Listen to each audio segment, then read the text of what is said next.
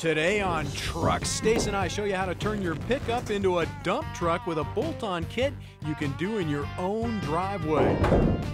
We'll also take a look at a 91 Chevy show truck complete with hydraulics and custom bodywork. Then we'll quicken the pace on our classic 66 with a manifold and carburetor upgrade. That's all today on Trucks.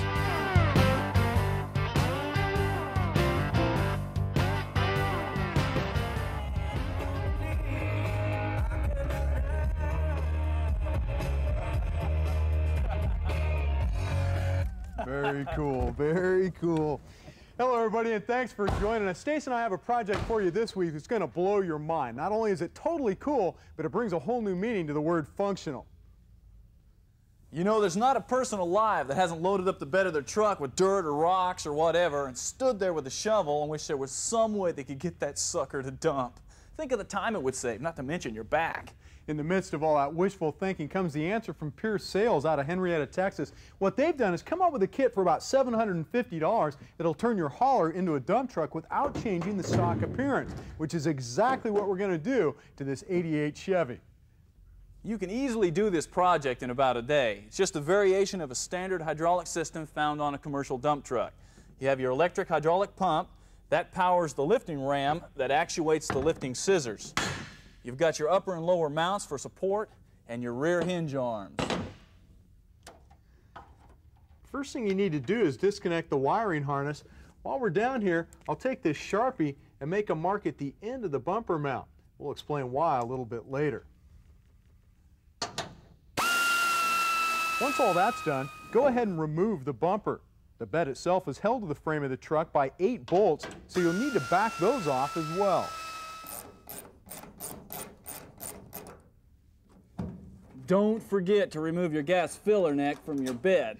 You'll need to remove the metal elbow, but you can leave the rubber hose because it'll clear the bed when you lift it.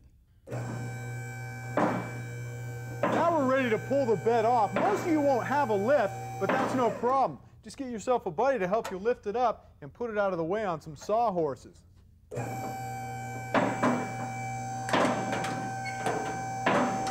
That's good, Mel. Now, since we have a lift, we're going to rig up some hooks in our stake pocket holes.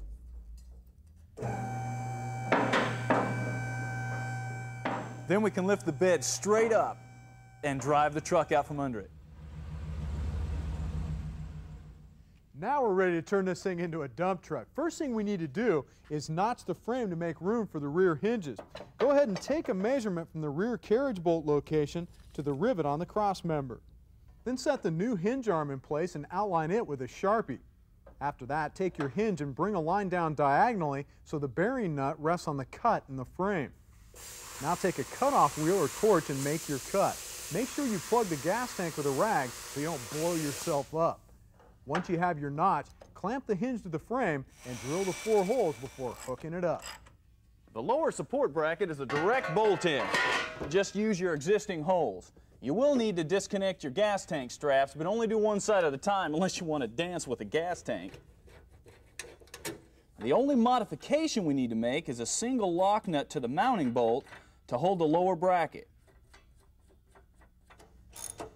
Remember, you can mount this plate up to 2 inches either side if there's clearance problems with the gas tank or the exhaust. Next, we need to mount the scissor support cable. Let's go ahead and grab that, Stace. We'll measure about 16 inches from the back of the mounting plate to the cable. Mark the frame and drill your holes. Be careful not to drill through the electrical or brake lines, then run your cable. Once the cable's secure, set your scissors in place. Grease your pin and slide it through. It's important to make sure that your scissors and your frame rail are even. While Stace gets ready to hook up the pump, I'll go ahead and connect the hydraulic hose to the ram cylinder. Word to the wise here, make sure to use Teflon tape or you're going to have fluid leaking all over the place. Before you mount the pump, it's a good idea to make all your connections down here on the ground where you have some room.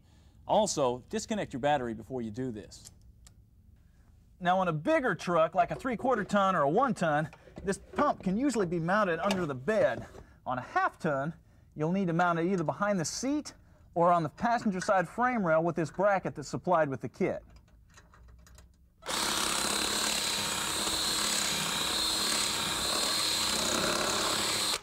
Once you've decided where you're going to mount your control switch, the hookup is really easy. The two black wires go to the outside poles, and the red one goes to the center. We're going to connect ours to a constant power source so we don't have to have the key turned on to use it.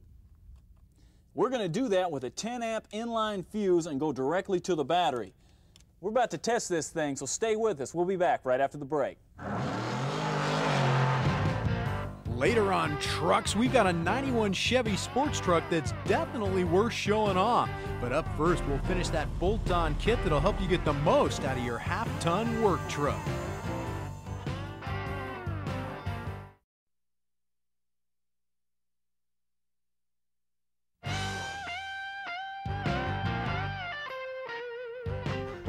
Man, that thing fits in there nice, doesn't it? This is really going to be cool. Let's go ahead and give it a shot, see if it works, man. All right.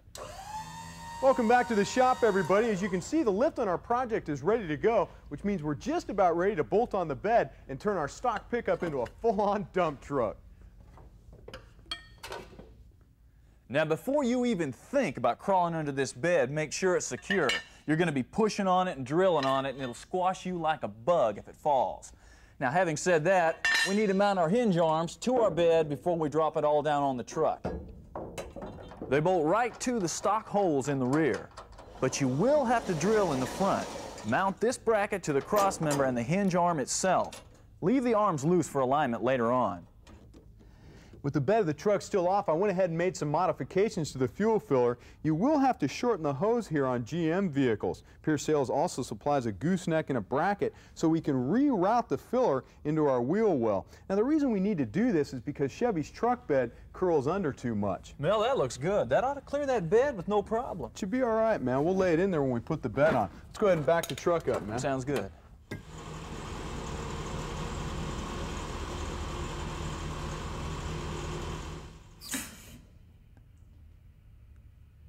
You need to be real careful when you lower the bed back down, especially if you're doing it by hand. It's really easy to get this thing on crooked and bend up these corners, and then you have a big mess. Hooking up the hinges is really easy. Just grease up your bolt and slide it through. Now, before you tighten the rear bolts, make sure the bed is in alignment with the body. There we go. Once you have it lined up, you can tighten your hinge arm bolts as well as your hinge pins. Now that you've secured the rear of the bed, you need to tip it up so you can make the final connections underneath. We're using 4x4s to prop ours up, but whatever you use, make sure it's good and sturdy. We've already measured where the mounting plate goes on the bed. All we have to do now is mark through the existing holes onto the cross member. Drill the holes and mount the plate. Now we'll get Mel to lift the scissors. I'll go ahead and connect it to the upper mounting plate. It's good. Make sure to grease your pin because it makes it easier to slide through. All right, it's time for the moment of truth. Let's lower this thing and make sure we have the right clearance between the scissors and the bed. Ideally, the scissors should rest a few inches below the bed. As you can see, we're good to go. Of course, the bed's mounted securely in the rear, but to keep it from moving from side to side in the front, we're going to use these angled brackets that bolt directly to the bed. These will slide inside the frame rail when the bed is lowered. To eliminate any bed squeaks, install the rubber bumper to the frame. Again, we had to reroute the gas filler, but you will have to get some extra hose to connect it to the gooseneck. Now, I know a lot of you guys are going to be tempted to do away with this vent, but don't do it. Your gas tank needs to breathe.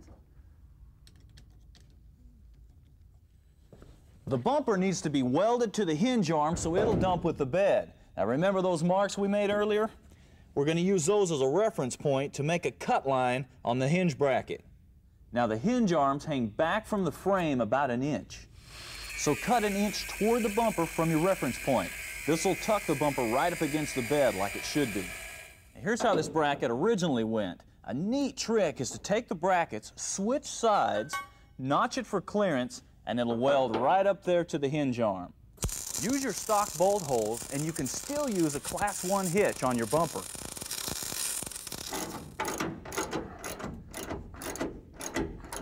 With the bumper in place, we can connect the wiring harness, and we're ready to put our dump truck to work.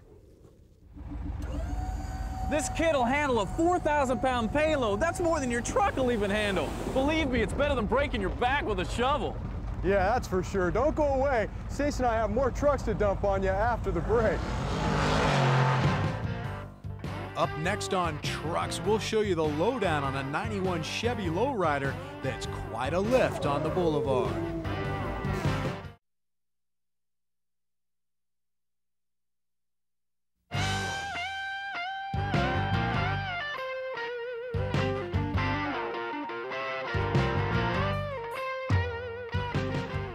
Thanks for staying with us. For those of you into the sport truck scene, we're about to show you what it takes to win some first place trophies. That's right. This 91 S10 is owned by Herbie Allen of Nashville, Tennessee, and let's just say he's pretty familiar with the winner's circle. But before we show you what's under the hood itself is worth taking a look at.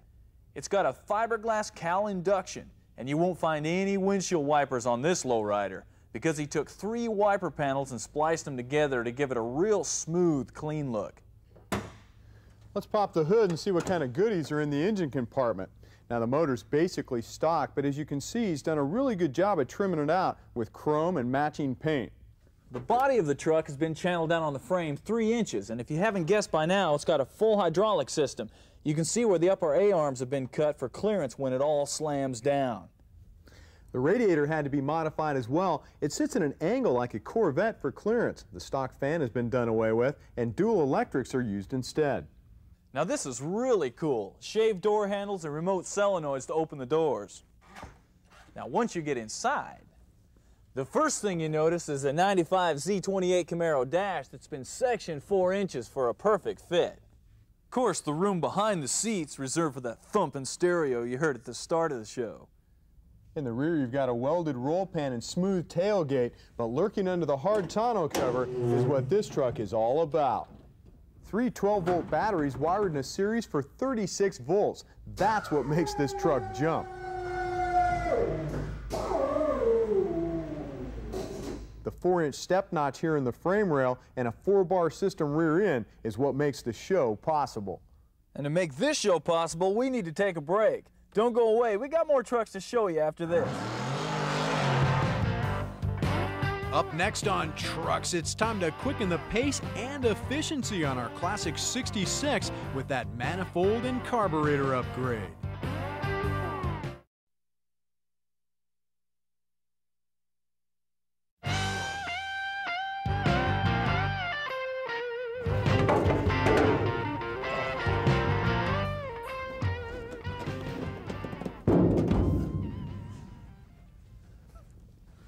Welcome back to the shop. Our 66 project truck has a built 350 Chevy in it. Unfortunately, the builder made every mistake we've seen 1,000 times. Yeah, he did. You know, there's no doubt whoever built this motor spent plenty of money on the guts. But as you can see here on this old manifold, there's a crack right by the water outlet.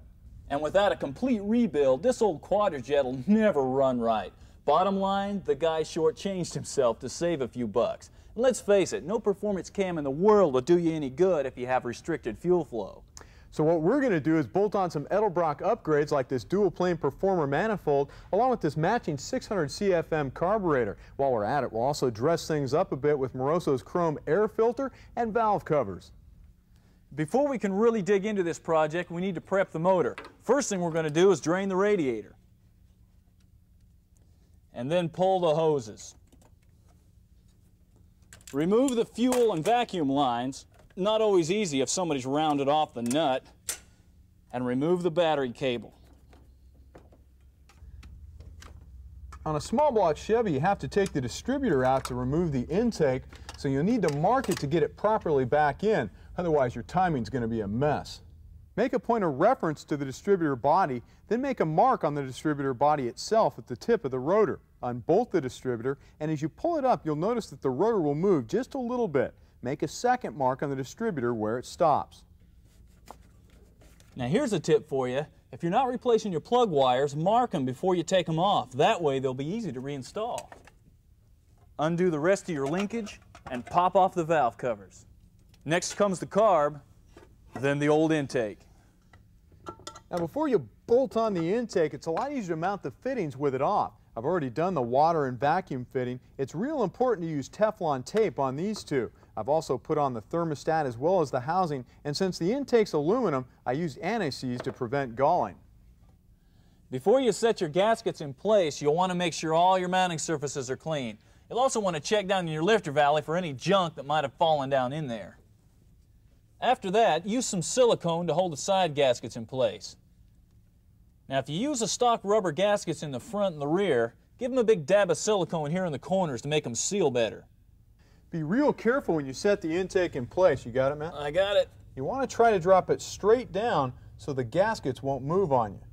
This dual plane intake is great for the street because it gives you good low-end torque and will increase your factory red line. Now we can torque it down. You'll want to use a cross pattern starting in the center and working out toward the ends. Our intake has a 30 foot-pound torque. We're going to do that in increments of 10 to keep from warping it. While the carb's still off, I went ahead and put the distributor back in by aligning the marks. Next, we can rewire our plugs. And when you bolt down the carburetor, make sure you don't over-tighten the nuts or you could crack the housing. You about ready for this? Betcha, man. The biggest mistake people make when they swap carbs is they go too big. This 600 CFM carburetor matches that intake perfect. Now that the hard work's done, let's slap on this chrome. We've already connected all the hoses and linkage. One last modification we made was to the fuel line here. We cut it down and put a see-through filter on it because it's easier to clean. Well, what we started off with looked and ran pretty ragged. There's no doubt about that. But for about $300, we not only improved the looks, but picked up some major performance gains as well. Let's see what Stacey has for us in this week's Quick Tip. How many times have you wanted to hold a part in a bench vise but knew the steel teeth of the vise would mess the part up? Well, here's how to fix that problem. Cut a couple pieces of wood about the size of the teeth of the vise, then go down to your local hardware store and pick up some of this magnetic strip.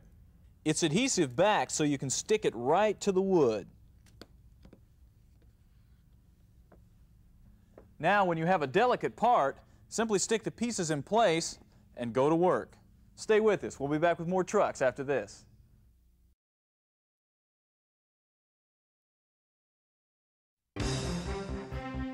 And now truck gear, parts, tools, and equipment for pickups and sport utilities.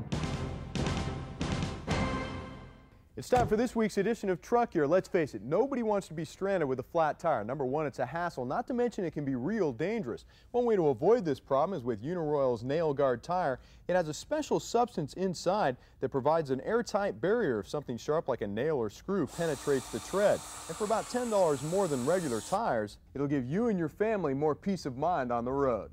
Here's another really cool item from Ringer's Racing Gear. You NASCAR truck fans have probably seen the pit crews use these to protect their hands. Good idea for a weekend wrench, too. They've got a split palm for complete freedom of movement, plus extra padding there for a wrench or a ratchet, and a real thick pad here on the palm to cushion an air tool.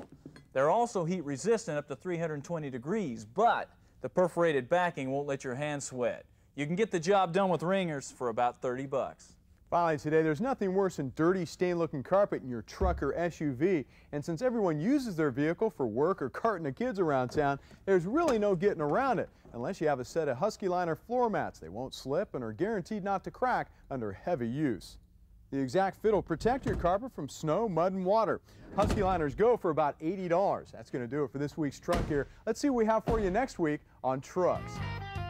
Stace and I show you how to get better traction off-road by installing a locker in our 96 Chevy. Then we'll take you step by step through the installation of an air-adjustable shock system on that same K1500.